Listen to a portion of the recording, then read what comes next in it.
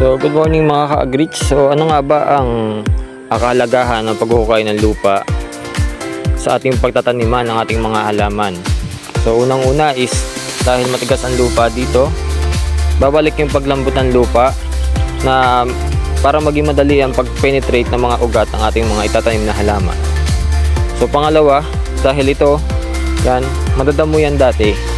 So, para itong mga damo na ito is matanggal yung mga ugat nila at hindi agad sila ulit tumubo. So, mapipigilan na yung madali ang pagtubo ng mga damo pag ating hinukay siya para maalis yung mga ugat-ugat nila. So, sunod, para ito ay maarawan. So, bakit ba kailangan maarawan yung lupa na ito?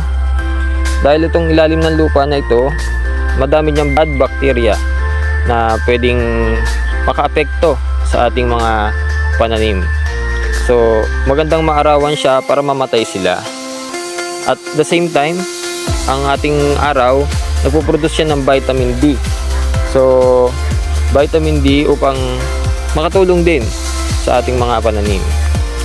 At sunod, para ang pag-ukay nito is para may baon natin yung ating mga organikong pataba, gaya ng mga damo at iba-iba pang dahon at mga iba-iba pang mga dumi ng hayop.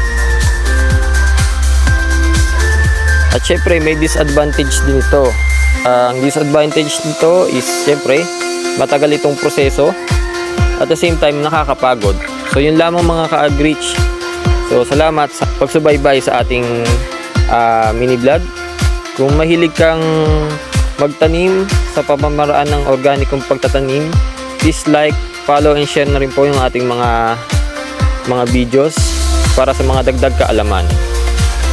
So, salamat mga ka-agrich. All rise!